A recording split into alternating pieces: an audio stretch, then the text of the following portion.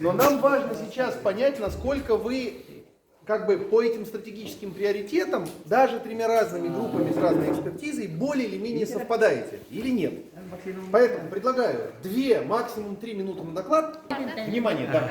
Хангаласский район славится своим местоположением и своими достопримечательностями. Вот мы все написали, и основным хотели бы отметить именно природные памятники и достопримечательности. Вот нас спросили, если вот что убрать из этих основных, не будет Хангаласского района. Если мы убираем родина лидеров, как бы все остается хангаласским, сельское хозяйство. А если природные памятники убираем, уже нет Хангаласского района. Да. Поэтому в настоящий момент у нас мы эксперты в этой области, но кроме этого мы не отстаем и в сельском хозяйстве.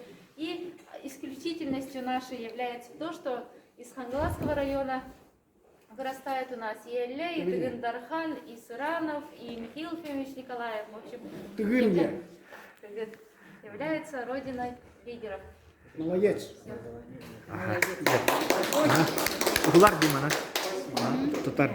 Здорово. Ну, то есть, получается, вы хитро применили. Вы говорите, вот мы выписали, да, а дальше начинаем по одному убирать. И вот в какой-то момент вы говорите, все, это уже не Хангалас. Вот тут еще можно кому-то обратиться, а вот здесь уже все, это только наше. Пожалуйста, ваш доклад. Вы выделили где-то несколько направлений, которые практически совпадают с предыдущим докладом. Это сельское хозяйство. Мы кормим Якутск и всю республику. Производство строительных материалов, это снабжаем всю республику. Переработка сельхозпродукции и хлебная продукция. Вот, наш Немегионский хлебозавод 26 улусов снабжает хлебом. Вот, и тоже совпадает это туризм, рекреация, духовность. То есть получается вот именно в развитии якутского народа улус играл большую роль. И также, как уже было сказано, это природные объекты, вот, и туристическая инфраструктура. Ну и также точка роста, то, что еще не развито, это у нас вот есть дикоросы, и начинается работа по их сбору и переработке. Ну и один момент, который надо не забывать про Хангаласский улус, это Хангаласский улус имеет огромный задел в сфере образования, инфраструктуры. Это и Малая академия наук, Ленский край, имеются все виды школ, которые известны по республике: физмат-класс, музыкальная школа, художественная школа, школа Олимпийского резерва, спортивные школы, ну, также детские лагеря. Ну и образование, оно идет от начального до высшего. То есть у нас есть филиал Арктического сельскохозяйственного АГАТУ, вот, также есть Покровский колледж.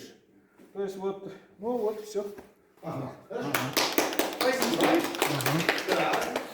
Вы просто некоторые из направлений вы так более подробно расписали. Да. Ага. Можно исключить, а можно прямо поделиться как отдельно. Пожалуйста, да. третий доклад.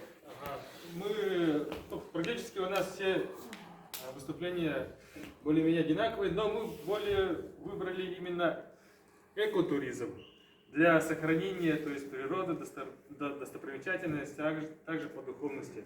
Также мы именно сильные стороны по переработке продукции, именно по молоку, хлебу, производство сырья для строительства. У нас очень много объемов для поставки, а также цементный завод, который у нас работает практически по Дальнему Востоку. И еще у нас одна более-менее сильная сторона, это то, что в Хангаласском улусе есть IT-куб для детей, есть Покровский колледж для молодежи, который имеет в своем составе также IT-парк. И есть у нас вот совсем буквально в прошлом году открыли у нас IT-парк. Это для взрослых. То есть благодаря этому мы практически задеваем каждую категорию населения. Дети, молодежь, взрослые. Таким образом мы можем полностью взять по Хангаласскому улусу, добиться IT-грамотности практически 80% населения. Что дает нам большой скачок к тому, что при том, когда новые технологии войдут в нашу жизнь, то есть Хангаласский улус будет передовым благодаря нашей IT-грамотности.